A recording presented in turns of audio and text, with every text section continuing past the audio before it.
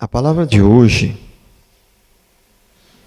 é: não podemos ficar calados. Não podemos ficar calados. É o princípio de hoje. E o seguinte, a palavra de hoje é uma daquelas palavras que o pastor é difícil de ministrar. Muito difícil, mas muito difícil. Entendeu? Só um pastor que ama muito as suas ovelhas para falar. E outros não pregam, eles não pregam. Os pastores mais modernetes, eles não pregam esse tipo de assunto, eles não entram. Eles não entram. Isso aqui é uma demonstração de amor. De um pastor falar o que eu vou falar hoje aqui. É uma demonstração de coragem e de amor. Entendeu? E você ouvir com atenção, não achar ruim, não achar que foi indireta para você, é uma outra demonstração de amor e de coragem. Né? De humildade, de submissão. Por quê? Eu vou ler aqui os dois textos, baseado nesses dois textos que eu vou ministrar. Não podemos ficar calados, que, né, acho que é lá no Sermão do Monte que fala, né, que o justo ele não se alegra com a injustiça. O crente, de verdade, ele não pode se alegrar com a injustiça, né? E quem não se alegra com a injustiça, ele também não fica calado diante da injustiça, né? Então, nós não podemos ficar calados diante da injustiça. Né? Porque tem situações que, se nós ficarmos calados, nós seremos cúmplices, né? Então, vem um monte de homem armado de lá, é do comando vermelho, vem um monte de armado de cá, é do outro comando e tal, e eu estou aqui, né? E eles começam um tiroteio aí na frente, se matam todos aí, e eu estou aqui. Aí morre um monte de gente, eu vou ser cúmplice? Não, eu não posso fazer nada. Uma coisa que está além do meu alcance, eu não posso fazer nada. Mas uma coisa que você pode fazer alguma coisa e você não faz, você está sendo cúmplice daquela morte, né? Você está sendo cúmplice, né? E como as pessoas, por medo ou por covardia, né? Medo ou covardia, mesma coisa. Por covardia, por medo, né? Eu quis dizer por medo mesmo, por covardia ou por medo da reputação, né? Medo do que vão pensar de mim, o que vão falar de mim, né? Então, por esse monte de coisas, às vezes as pessoas ficam caladas quando elas podem fazer alguma coisa e não fazem. E aí a injustiça prospera. Aí a injustiça prospera? Não é a palavra correta. O que eu quis dizer é, não tem como a injustiça prosperar. A injustiça segue adiante, ela vai em frente, né? E a gente, né, podia fazer alguma coisa e não faz, né? Então, eu quero ler aqui esses dois textos que eu vou me basear neles para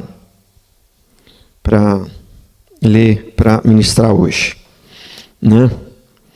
E Efésios 5, 11 e 12. Não vos associeis com as obras infrutíferas das trevas, pelo contrário, condenai-as. Então, às vezes não é só você fugir, não, aquilo ali é melhor eu não participar. Dependendo da circunstância, dependendo da situação, não é só você sair fora. Você tem que reprovar, você tem que confrontar, você tem que fazer a sua parte, você tem que, né? Entendeu? E como eu disse, tem situação que às vezes você já fez, já tentou, não deu, então você, né, não tem mais nada que você possa fazer. Ou então não está no seu alcance, né? E não vos associeis às obras infrutíferas das trevas, pelo contrário, condenai-as, pois é vergonhoso até mesmo mencionar as coisas que eles fazem às escondidas. Esse é um texto, né? Então aqui, e juntando com aquele que eu li também aqui no começo do primeiro versículo do capítulo do Salmo número 1, né, também juntando com esse daqui, nós conseguimos observar claramente na Bíblia, mas obviamente que esses não são só os dois que tem na Bíblia, tem dezenas de versículos na Bíblia que nós não precisamos ter comunhão com todos. E, aliás, nem devemos. Então não se assuste com o que eu vou falar agora. Nós não precisamos ser amigos de todos. Agora, Deus, Ele ordena claramente: se for possível, esteja de bem com todos, não tenha inimigos. Se for possível, mas se você for crente, isso é impossível, né? Isso é impossível. Só de você se converter, você já arrumou um monte de inimigo, né? Para começar, se converter, o primeiro amigo que você arrumou já é o capeta, porque até então ele era seu amigo também, né? Já arrumou um inimigo, é o capeta, né? Agora, olha aqui o outro versículo que eu vou ler. Esse versículo aqui, por causa dessa doutrinação que foi nos dada, que o ambiente que nós fomos criados, a igreja católica, as igrejas evangélicas, mas a teologia do amor e tal, né? O pastor Rodrigo sempre fala, todo brasileiro, ele é esquerdista. Para ele não ser esquerdista, ele tem que se converter à direita, né? Porque ele já nasce esquerdista, né? Então, então todo brasileiro, ele é da teologia do amor, ele tem que depois se converter, né? A mudar essa coisa, né?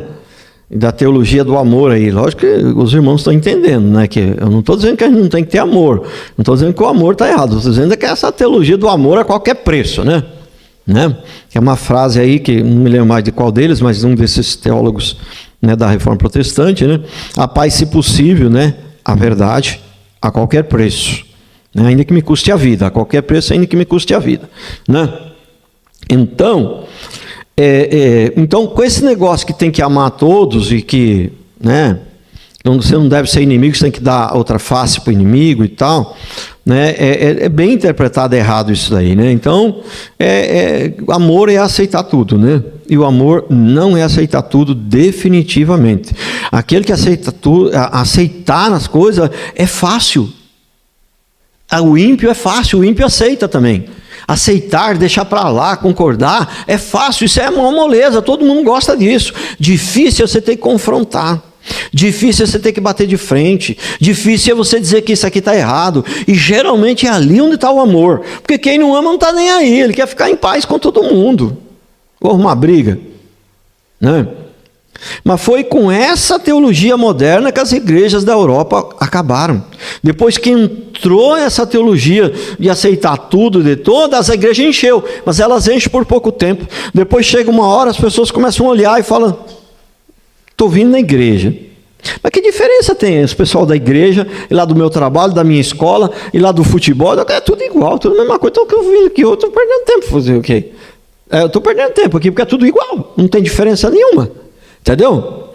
Agora, quando a pessoa vem aqui e ela fica impactada e ela fala: gente, esse pessoal existe de verdade, eles existem, eles estão aqui dentro da igreja, eles são diferentes. Lá no futebol não tem gente assim igual esses daqui. Eles são diferentes, eles não são anjos, eu estou vendo que eles são seres humanos igual a nós, mas eles são diferentes, olha como eles falam diferente, olha como eles se comportam diferente, olha a linguagem, olha como eles se amam, olha como eles... Foi assim que os primeiros cristãos começaram a se chamar de cristão. O pessoal de Bereia começou a perceber: não, mas eles são cristãos, foi assim que surgiu esse nome, cristãos. Pelas atitudes, pelo comportamento dos cristãos primitivos. E você sabe que o comportamento dos cristãos primitivos não era de aceitar tudo, não. Você sabe que não era assim. Agora, esse texto aqui, por causa dessa cultura, muitas pessoas leem, e mesmo aquelas que creem que a Bíblia não tem erro, e mesmo aquelas que, entendeu, são sérias, que são nascidas de novo, por causa... Minha vista meio embaçada. Será que é isso mesmo? Entendeu? Ela não acredita muito, ela espera, entendeu? Né? Ela não acredita muito que isso aqui está na Bíblia mesmo, que é isso aqui mesmo. Entendeu? Se alguém vem visitar e não traz este ensino, não o recebais em casa. Nem o cumprimenteis. Nem o cumprimenteis. Bom, sou eu que estou falando ou está escrito aqui na Bíblia? Pois quem o cumprimenta, participa das suas obras. Em outra versão fala, se torna cúmplice, se torna culpado. Viu? Se torna culpado. Certo? Prestou atenção? Então nós estamos falando baseado na Bíblia. Não falando da Bíblia. O versículo está escrito aqui na Bíblia. 2 João 1, 10 e 11. Né? Se alguém vem vos visitar e não traz essa doutrina, a doutrina é ensino da Bíblia, a palavra de Deus. Você vem com uma outra doutrina, né? Tem também o versículo lá né, que Paulo fala, né, que aqui é João, né, que fala, né? Mas é João, o Paulo tanto faz, é Deus, né? É Deus, né? Que fala que ainda que venha um anjo do céu trazendo uma outra doutrina, é para falar anátema. Anátema é maldito. Entendeu? Maldito. Então a Bíblia, irmãos, ela é um livro de amor, ela é um livro de muitas coisas, mas né, ela tem tudo, ela traz tudo, mas a Bíblia é coisa séria. Coisa séria, porque o nosso Deus, ele é amor, mas ele é justiça, ele é juiz também. Né? Eu fico pensando, né? É tão comum as pessoas falarem, né? Ah, mas Deus é amor, ele não é aquele juiz que fica lá de cima julgando a gente. Mas como que ele não vai ficar julgando a gente? Ele é juiz, é lógico que ele julga. É uma das principais funções dele, é julgar. Agora, é porque tem um texto lá que fala que Jesus não veio para julgar. Ele não veio para julgar a primeira vez, ele veio para morrer na cruz e nos salvar, mas ele virá a segunda vez para fazer o julgamento e separar as ovelhas dos bodes. Né? Então, vamos lá. Eu quero falar de coisas práticas, né? Coisas bem práticas. E para falar de coisas práticas, você sempre tem aquele risco de estar dando uma indireta, né? Sempre tem esse risco. Por isso, eu creio que muitos pregadores evitam falar de coisas práticas, né? E só que o negócio é o seguinte: eu não vou dar nenhuma indireta, não. Eu vou dar algumas diretas, entendeu? Diretas. Não vai ser indireta, vai ser direta mesmo.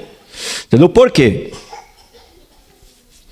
Tem algumas coisas, é verdade, um segredo meu e seu, você contou só para mim, e aí eu venho aqui na frente pregar o negócio. Ah não, mas me poupe, né? Aí não, pô. Né? Aí não. Mas às vezes é uma coisa que não é humilhante, não é nada, é simplesmente uma coisa que às vezes não está tão certo, mas que, né, que acontece, que é de conhecimento de todos, e, entendeu? E aí você tem que tratar em segredo? Não, tem algumas coisas realmente que não é para ficar falando aqui, você vai e conversa com a pessoa no particular. Mas tem muitas coisas, irmãos, que a gente não pode ser muito dodói, não. Senão a gente não aprende, dificulta muito o pastor, a vida do pastor. Né? Ah, mas não pode falar isso, mas não pode falar aquilo, mas não pode falar aquilo. Mas não pode falar isso aqui porque o cara aqui vai achar que eu dei indireto para ele, mas não pode falar aquele outro também, porque senão o outro ali vai achar que eu dei indireto para ele. É complicado, né, esse negócio, né? Eu entendo que indireta é aquele negócio, né? O cara fala de um jeito que não demonstra amor, né? E fala de um jeito como se Deus tivesse, tem uns que chegam aos pontos extrapolar, que parece que como se Deus estivesse revelando para ele naquela hora, e é coisa que é de conhecimento, já conversou, que sabe que o cara está sabendo. É chato, né?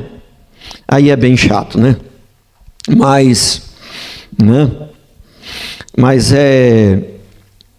a gente tem que conversar. Tem coisas que acontecem às vezes que os irmãos falam, nossa, mas não foi muito certo isso que o irmão fez. Né? Mas às vezes eu falo, puxa, mas a culpa não é só dele, às vezes é minha também. Eu não ensinei tão bem sobre isso daí. Eu até falei para alguns irmãos no particular, mas no púlpito para todo mundo eu não falei. Como é que ela ia saber? Como é que ele ia saber? Você prestou atenção? Prestou atenção? Então, às vezes eu vejo a pessoa fazendo alguma coisa que não é muito certa e eu vejo que meio que a culpa é minha também, né? de às vezes não ter instruído tão bem a respeito daquilo de maneira geral, né? De maneira geral. E eu estava, acho que hoje ou ontem, né? Eu estava ouvindo um vídeo lá de uma pessoa muito querida, né?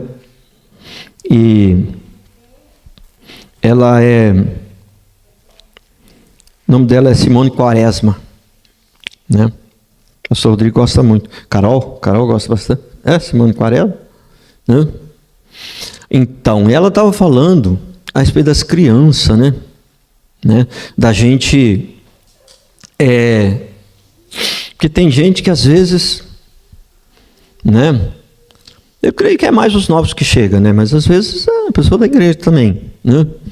Às vezes, nossa, mas não tem uma salinha, podia ter uma salinha das crianças, né?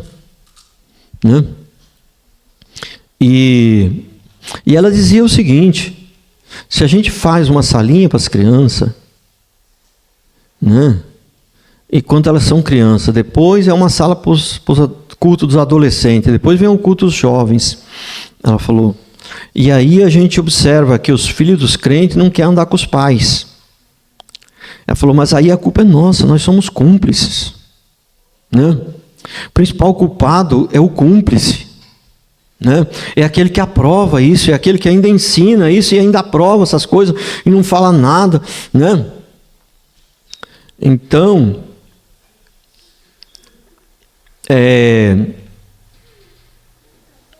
às vezes tem pessoas que vêm para a igreja e ele fica incomodado aqui porque ele não consegue muito segurar a sua criança, então ele acha que deveria ter um culto de criança, ele acha que, né, e é o contrário, a gente quer que não tenha o culto da criança, que é para você ser obrigado a educar seu menino, aí você é obrigado a educar ele, você não tem para onde correr. Mas se tem culto das crianças, você não consegue educar o seu menino e joga ele lá, deixa os pastores se virar lá, deixa as irmãs que vai cuidar das crianças se virar lá e educar o meu menino. Entendeu? Então, uma das coisas, né, que nós não temos a salinha das crianças, culto de jovens, essas coisas, né? É por isso, uma das coisas é porque é para forçar os pais a educar, a obrigação dos pais. Você tem que ensinar o seu menino ali a ficar quieto, a ficar no colo, a ficar, entendeu? Porque se fizer isso, se você conseguir segurar ele aqui na igreja, você vai segurar ele pro resto da vida, ele vai ser um homem de verdade. Se você não conseguir dominar ele aqui no culto, irmão, seu filho tem uma tendência a ser um fracassado na sua idade adulta. Então ela estava falando, e muitas vezes nós somos cúmplices, né? Então, é sério isso.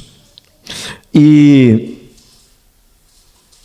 é lógico que você pode fazer uma festa de criança, é lógico que você pode fazer eventos para criança, mas estou falando, o culto ordinário, aquele que tem toda quarta, todo domingo, assim, fazer salinha de criança, culto e já separar os jovens, não, aí não. Aí não.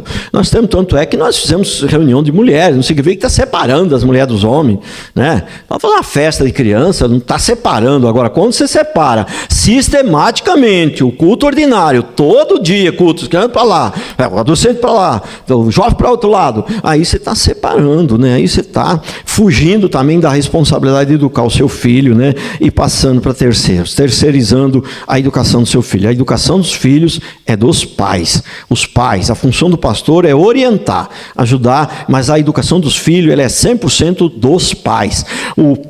Ninguém mais tem capacidade para educar os seus filhos. Primeiro, né, o pastor não tem a capacidade para educar o seu filho, porque ele não é pai, ele não tem autoridade, por exemplo, para dar uma palmada, entendeu? Para dar uma varada, ele não tem essa autoridade, o pai tem. Então ele não tem essa autoridade também porque ele não está junto o tempo todo, entendeu? É quem está junto ali o tempo todo, porque a criança, você não pode educar ela, dar uma lição para ela no domingo e outra lição no outro domingo. A criança tem que educar de manhã, no meio da manhã, no almoço, no meio da tarde, à noite, na madrugada, entendeu? É o dia inteiro, é o tempo todo, só os pais podem fazer isso, só os pais, entendeu? Mas vamos lá, vamos seguindo aqui. Não é um assunto só aqui não. Por exemplo, o texto que nós lemos, tem pessoas que você não pode nem receber na sua casa. Eu dou o exemplo mais conhecido aqui. Testemunha de Jeová. Testemunha de Jeová bate na sua porta e quer pregar o evangelho para você. E aí você é todo educado e põe eles para dentro, dá um lanche, dá um almoço, entendeu? E põe para sentar, entendeu? E na toda a educação, irmão. Pastor, não tem que ser educado. Não. Você não pode ser ignorante com ele. Mas você não precisa ficar fazendo rodeio. Você seja simples, né? Sem ignorância, né?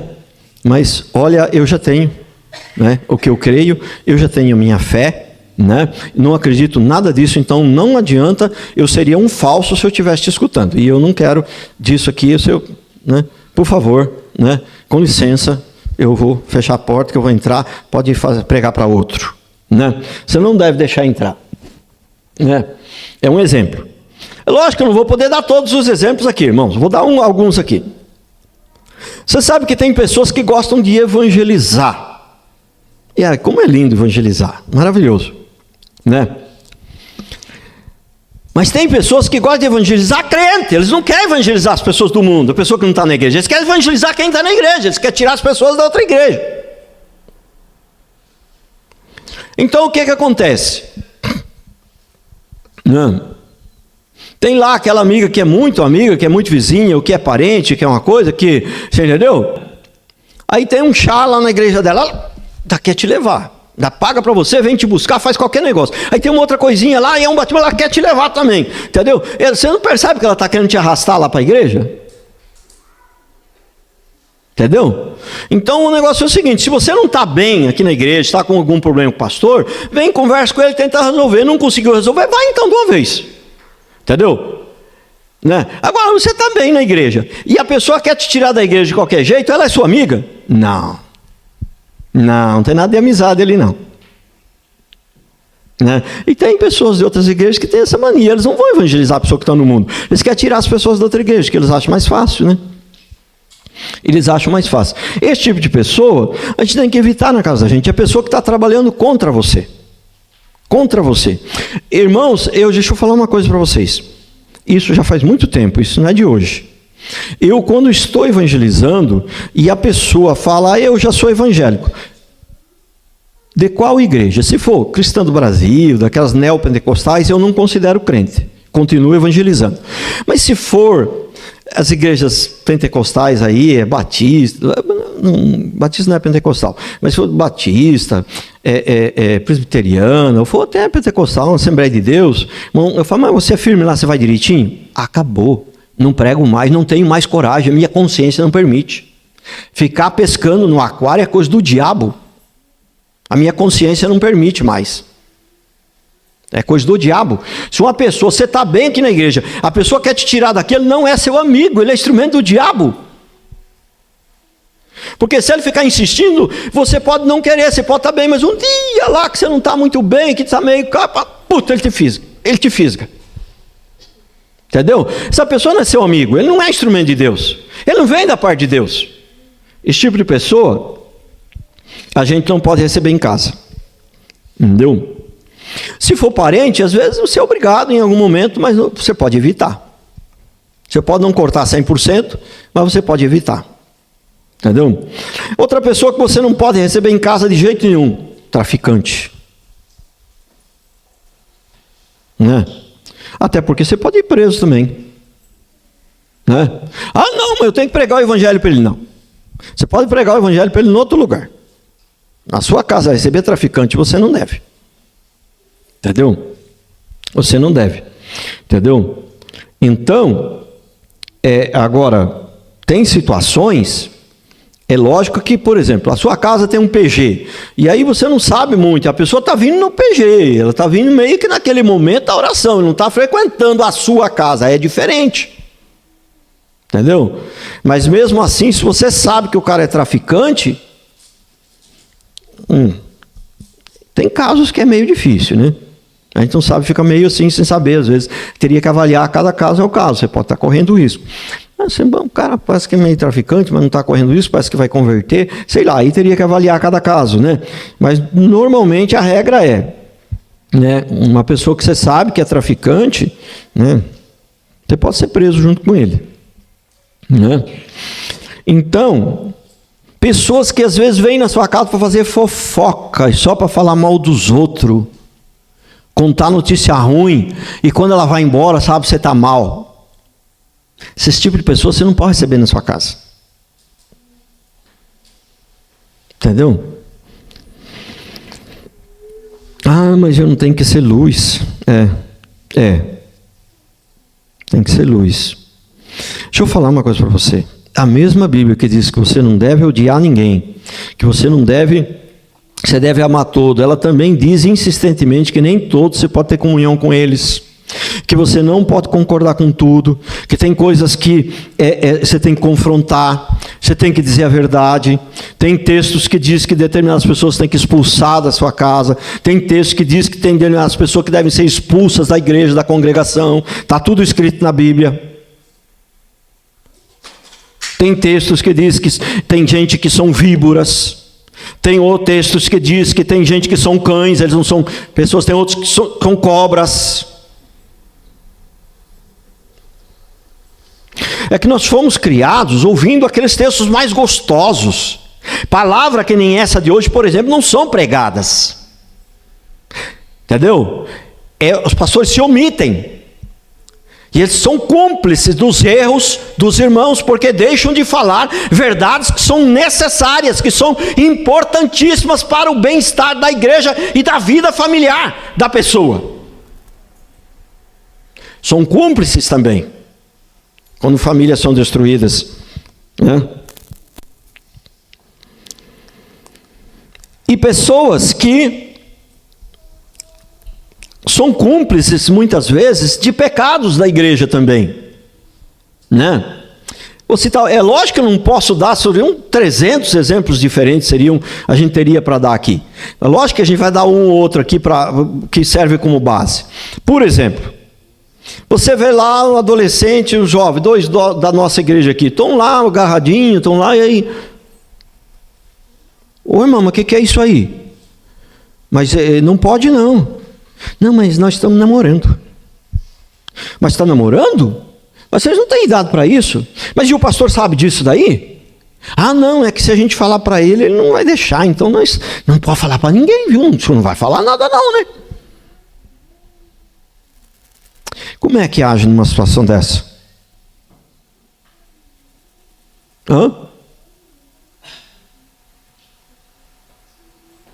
Primeiro eu vou dar o plano 2, depois vou dar o 1. O plano 2 é sair de lá e vir aqui direto falar para o pastor. Esse é o 2. O 1, que para mim é o mais correto e mais sábio, né? O 2 também é correto, também não está errado não. Mas o 1 é mais correto ainda e mais sábio.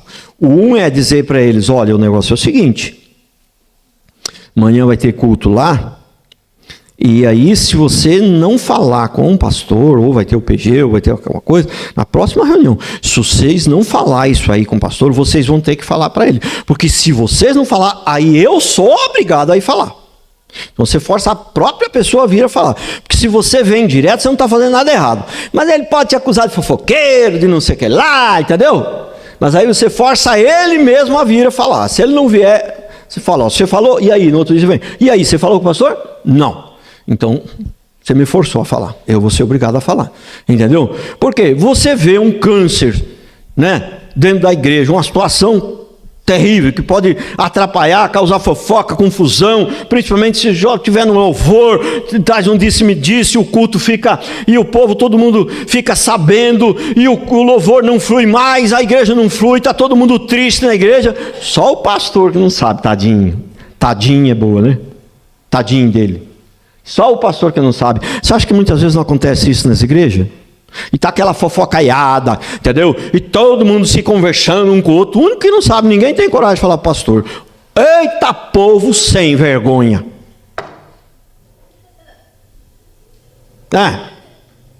E a palavra é essa mesmo, é sem vergonha. Estou dizendo que são vocês.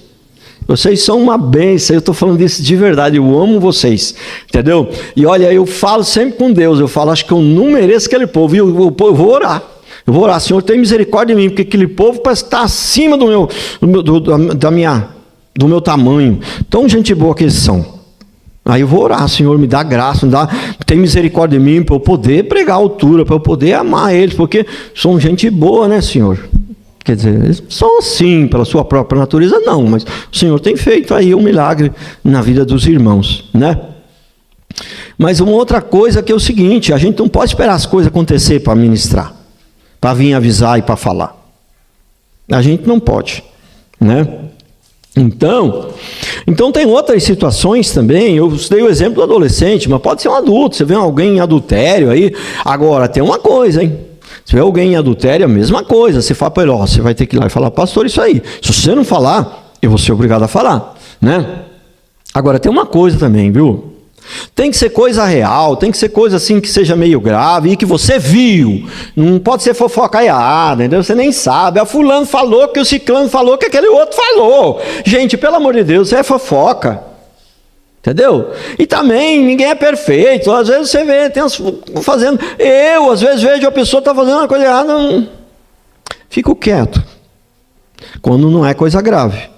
Porque se tudo quanto é coisinha, isso vale aqui para a igreja, vale para a sua casa, para educar as crianças. Se toda vez que o seu menino errar, fizer alguma coisinha errada, você repreender ele, você vai repreender ele 378 vezes por dia. Não dá! Não dá! Entendeu? Só quando é uma coisa mais grave. E aí então você tem que ser firme e ir até o fim. Quem repreende o tempo todo, não repreende nunca. É uma repreensão banal, sem firmeza, sem coisa, e ele nunca vai te obedecer. Se você repreender o seu filho 10 vezes por dia, ele não vai te obedecer nunca. Entendeu? Você tem que obedecer poucas vezes, evitar, né? E quando você repreender mesmo, aí você tem que ir até o fim, aí tem que ser uma repreensão séria. Uma coisa que pode abalar bastante a igreja também, é um irmão, às vezes ele fica meio magoadinho lá com o pastor foi obrigado a chamar a atenção dele, ele fica meio magoadinho, e aí ele fica falando mal do pastor para todo mundo. Né? Ou não precisa nem ser do pastor, às vezes do líder do PG, de alguns irmãos aqui que são mais, né, firme aqui na igreja, às vezes e tal, falando mal. Isso traz uma desordem na igreja e o diabo se aproveita e acaba gerando um ambiente pesado, onde a pessoa chega no culto e não consegue sentir alegria, porque o ambiente está pesado, né? Então, se tem alguém assim, você ouve, você vê, irmão, se você está falando mal do pastor, ou está falando mal do líder ali do PG, eu acho que é o seguinte, você tem que ir lá e conversar com ele, se entender, procurar se entender. Se ele errou com você, ele vai te pedir perdão, e qualquer coisa assim, vocês têm que se acertar, e se você não for falar com ele, eu vou ser obrigado a ir falar. Entendeu? Porque você falou mal dele aqui, e aí é sinal que está ruim aí o coração. Então você tem que ir lá e conversar com ele, falar isso que você está sentindo aí dele, fala para ele. E vocês vão acabar se acertando. Se você não for falar para ele, eu vou ser obrigado a ir falar que você me falou isso aí. Vocês estão entendendo? Estão entendendo, né? E como eu sei que vocês são crentes de verdade, né? E são pessoas sábias, eu sei que vocês não só estão entendendo, como estão vendo que isso é verdade. É verdade, é ensinamento, é maravilhoso esse ensinamento que eu estou passando a vocês, né? Então, amar a todos não é ter concordância, não é concordar com todos, não é ter amizade com todos, né? Por exemplo, uma pessoa sai aqui da igreja, teve até um irmão aí, né? Saiu aqui da igreja, né? E eu expliquei para ele, expliquei direitinho. E vinha e falava comigo, pastor, nós vamos sair e tal, mas eu queria continuar tendo amizade com o senhor. Eu gosto muito do senhor, não estou saindo daqui. Mas, irmão, pensa bem na tua decisão, porque é o seguinte, ter amizade tudo bem, mas só que se você sair não vai ser mais a mesma coisa. Ah, não, mas o senhor não vai deixar de ir lá em casa? Falei, irmão, não tem como eu ficar indo na sua casa, eu não tenho tempo nem para visitar os da minha igreja. Como é que eu vou ir visitar uma pessoa que não está na minha igreja? E outra, eu for ficar visitando você, o outro pastor da igreja que você está indo agora vai ficar bravo comigo. Isso é desonesto, isso não é correto. Expliquei tudo direitinho para ele. Então pensa bem antes de você sair. Saiu. Aí encontrei com ele no mercado lá. Isso é um fato real, não é uma ilustração. Encontrei aquele no mercado, pastor, o senhor não foi mais lá em casa, vai lá em casa, entendeu? Quase implorou. Mas eu expliquei para você tudo direitinho antes de você sair. Sabe, é desumano. As pessoas não entendem isso, que é desumano exigir isso do pastor. Que a pessoa troque você por outro. Por quê? Por mais que ela fale, o senhor é lindo, te amo, mas na atitude ela está dizendo, o senhor não presta, estou indo para outra igreja. Como é que eu vou ficar paparicando? Como é que eu vou ficar investindo, gastando meu tempo? Isso é desumano, não existe isso, gente. Não existe isso. Isso é falsidade. A igreja teria que ser dirigida por anjos. Anjos, não é no sentido do anjo lá de Apocalipse, que ele fala do anjo da igreja, que é um ser humano, né? Mas teria que ser anjo mesmo. Não existe isso. São coisas que não são compatíveis, não funciona. Entendeu? Então, se você vai sair da igreja, lógico que não temos que ser inimigos. Eu encontro alguém que saiu da igreja, mesmo que me trocou por outro, não interessa. Eu encontro lá ele, pastor, uma alegria, tudo bom. Uma alegria de encontrar agora. Que vai ser a mesma coisa, que eu vou estar visitando ele, que eu vou estar ajudando ele, do mesmo jeito, mas não existe isso, gente. Então é o seguinte, eu tenho que me esforçar para não ser inimigo de ninguém, mas eu também não preciso ser amigo de todo mundo, e você também não precisa ser amiguinho de todo mundo. Agora, você não deve ser inimigo de ninguém, mas as pessoas confundem, entendeu? Acha que, não, você tem que evitar, se for possível, ser amigo de todo mundo, não fique com raiva. Pessoa saiu da igreja e passou por mim e não, jamais, eu fico maior feliz quando passa uma pessoa que saiu da igreja, que me cumprimenta, entendeu? Fico maior feliz. Agora, não é mais a mesma coisa. A gente continua gostando da pessoa, continua tendo amizade, mas, né, uma amizade à distância é outra coisa, é diferente, mudou. Entendeu? A Bíblia diz para não dar pérolas aos porcos e não se assentar com os zombadores. Então, veja bem, tem coisas que 2 mais 2 é 4. É claro, isso aqui não pode, isso aqui é um absurdo. Tem coisas que tem que ir meio devagar com o negócio. Né? Tem que ir meio devagar. Avaliar cada caso é um caso. Cada caso é um caso.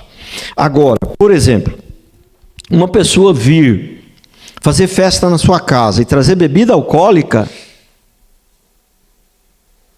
aí não dá. Pode ser o papa, pode ser o filho, pode ser a filha, pode ser a sogra, pode ser o papa, pode ser o bispo, pode ser quem for. Trazer bebida alcoólica para dentro da minha casa, não. Não. Trazer produto roubado para dentro da minha casa, não. Pode ser quem for, pode ser o Papa. Não. Não e não. Mas e se eu disser a ele que não, ele vai ficar com raiva de mim? Depende do jeito que você vai falar. Quando você tiver oportunidade, se der tempo, ore primeiro para Deus te dar a direção, como é que você vai falar. Muitas vezes não dá tempo, você é obrigado a ser de imediato. Aí que é a graça de Deus. Agora, veja uma coisa. Quando você passa uma ideia de que aquilo é errado, mas não é tão errado assim, quando você fala com a boca que aquilo é errado, mas na prática você aceita, lembre-se de uma coisa, irmãos, as atitudes, elas falam mais que as palavras. Quando você fala com a boca que aquilo é errado, mas na prática você aceita, não adianta, fica na pessoa que você aceitou, que aquilo ali não é tão errado assim, que não é tão importante assim. Entendeu? Se o crente chegar, se uma pessoa for fazer uma visita para você, uma pessoa muito amada, tem coisa que tem exceção. Se o cara acabou de chegar do Ceará, 4 horas de carro de viagem, e ele chegou na sua casa às 7 horas da noite, você estava saindo para vir para o culto, irmão, eu estou dando um exemplo, mas isso aqui é muito difícil acontecer. acontecer. Mas aí, irmão, acho que você poderia abrir uma exceção de carro, não vir no culto nesse dia. O cara veio do Ceará, 4 horas de carro, chegou na sua casa sem tomar banho, bateu na porta. Mas isso é uma exceção das exceções, mas isso é muito difícil acontecer. Fora isso, não pode ser o Papa, pode ser o bispo, pode ser quem for. Se ele for na sua casa, antes do horário do culto, você está para vir no culto, e você deixar de vir no culto para atender ele,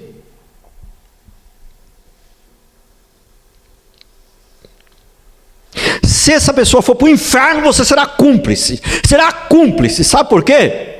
Porque você vai mostrar para ele que crente é tudo igual, ele já tem uma imagem que os crentes não são firmes mesmo, que não tem coisa, e ele vai ver que você também não é.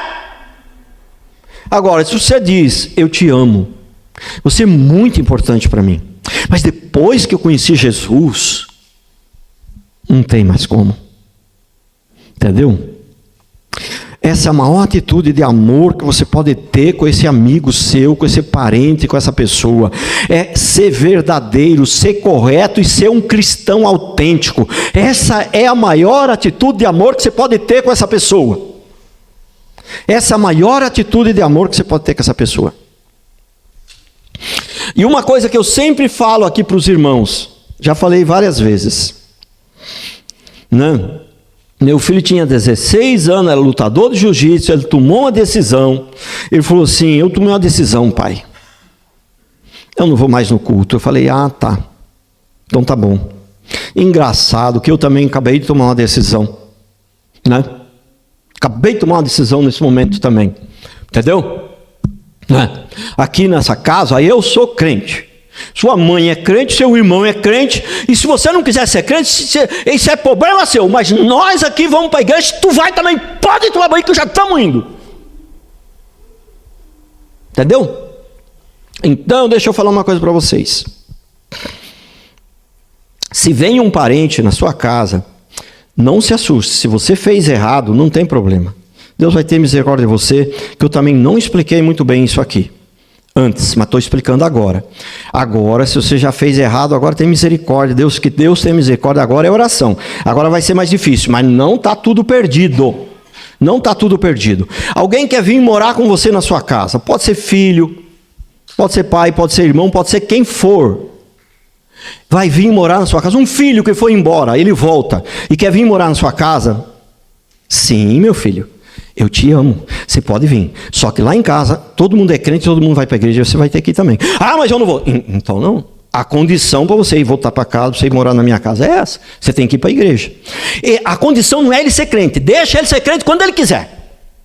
O dia que ele quiser converter, ele converte. O dia que ele quiser.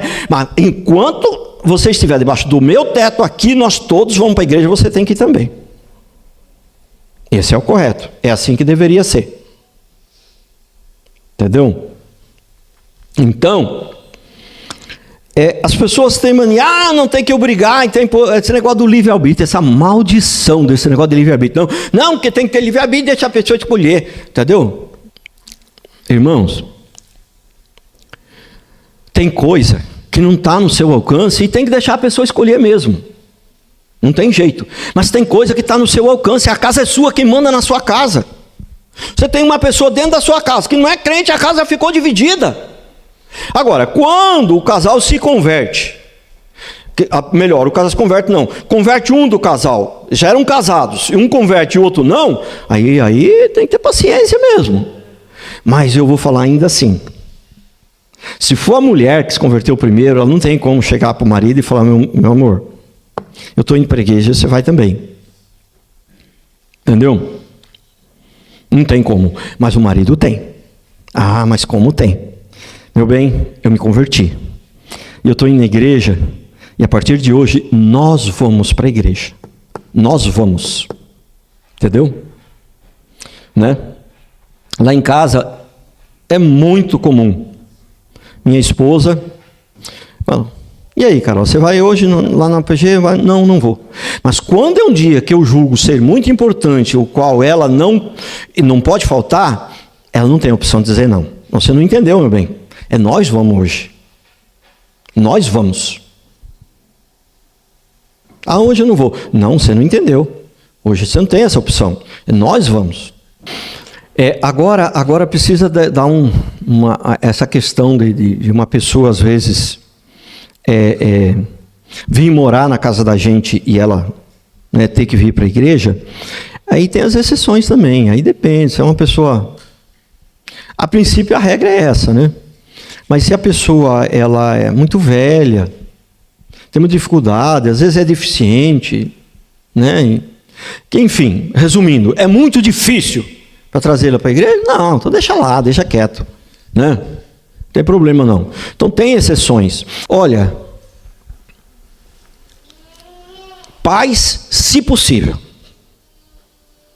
A verdade a qualquer preço, né? Agora, é um simples pecador, vai com calma, aí não precisa de muita pressa, vai tratando com amor, deixa Deus, né, ir agindo, entendeu? Porque o que acontece é o seguinte: quanto mais atolado no pecado a pessoa está, mais radical tem que ser a sua conversão não pode ser aos poucos. Ou ele converte ou não converte, não tem jeito de ser diferente. E geralmente é assim que funciona. O cara é assaltante de banco, ele não converte devagarinho. Ele se converteu 2, 3 meses, 4, 5, 7 anos depois, ele está pregando, ele está dando testemunho, o negócio é fervoroso. É assim.